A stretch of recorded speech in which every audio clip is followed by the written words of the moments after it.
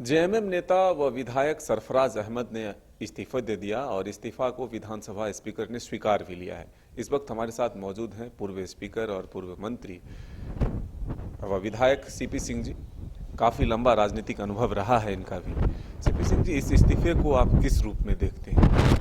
देखिए, ये तो सर्वविदित है कि माननीय विधानसभा सदस्य श्री सरफराज अहमद जी ने अपने विधानसभा क्षेत्र गांडे से इस्तीफा दिया है, तो कोई शौक से तो दिया नहीं है और न कोई नाराज होकर दिया है।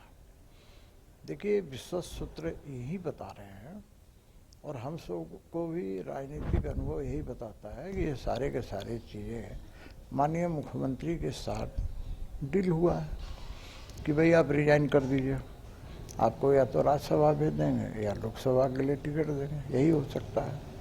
वैसी स्थिति में कोई भी किसी पार्टी का यदि विधायक है तो अपने दल के सुप्रीमो का आदेश को तो मानेगा ही।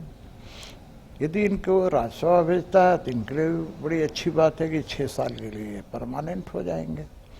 अगला चुनाव जीतेंगे हारेंगे ये तो कोई नहीं जानता है।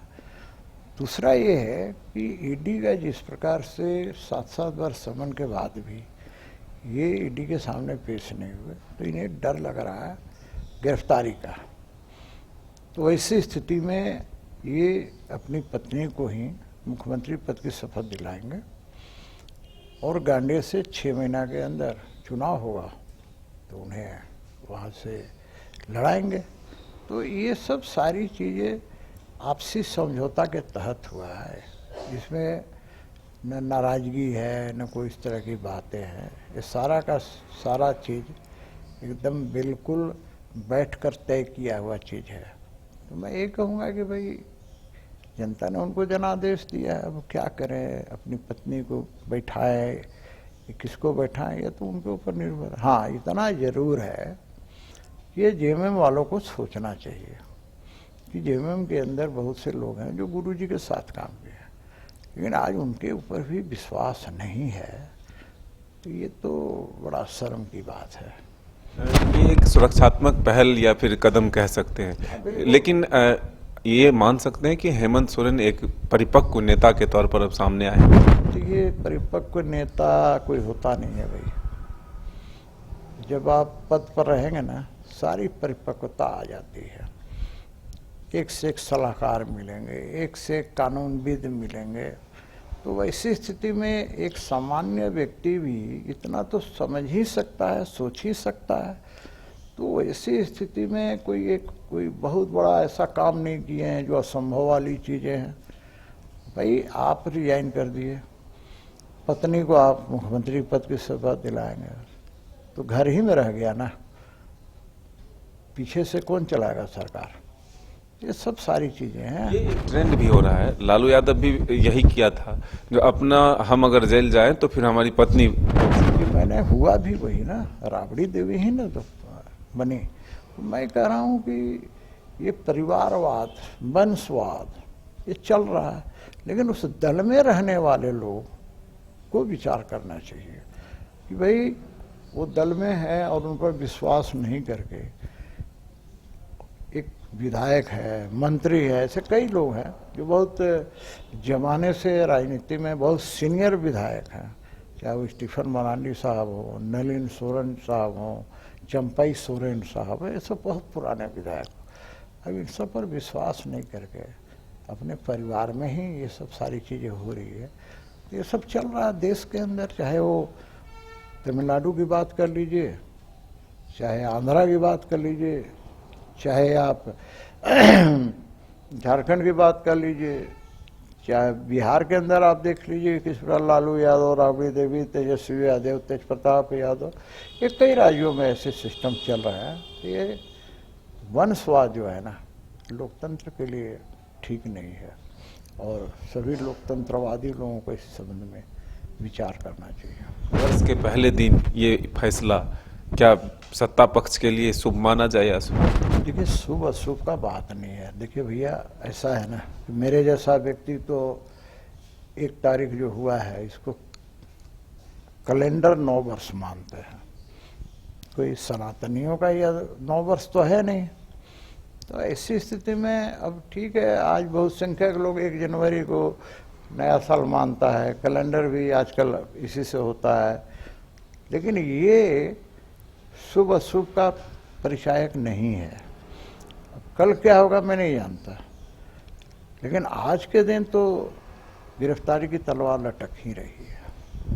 बिल्कुल, आपने सुना सीपी सिंह जी को, ये साफ तौर पर कहते हैं कि जो संभावनाएं बन रही है उसमें कल्पना सोरेन को उस सीट से चुनाव लड़ाया जा सकता है। गांधी सीट को ही चुनना क्यों?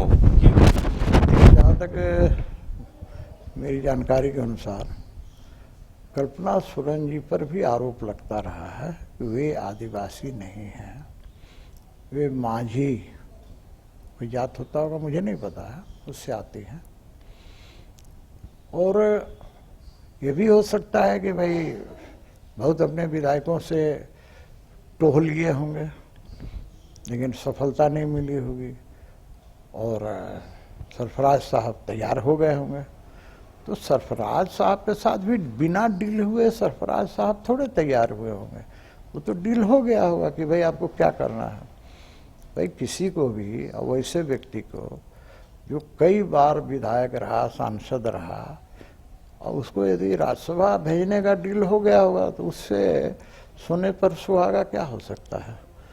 तो ये सब चीज़ें अंदर खाने हुई होंगी, लेकिन अब जब इस्तीफा हो गया तब ये चीज़ें बाहर आई हैं। ईडी का जो वक्त था 2 दिनों का वो भी बीत चुका है, तो क्या ईडी को अब एक्शन लेना चाहिए, क्योंकि 6 समन के बाद 7वां अल्टीमेटम भी अब खत्म हो रहा है। देखिए 7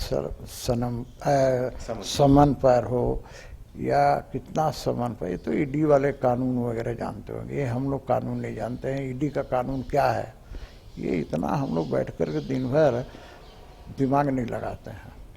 अब ईडी क्या करे, एक्शन लेना नहीं। देखिए मेरा ये कहना है कि एक्शन लोकतंत्र के लिए लेना चाहिए, क्योंकि कोई भी व्यक्ति हो, यदि एजेंसियों का आदेश का पालन न करे, हर व्यक्ति को कानून का पालन करना चाहिए।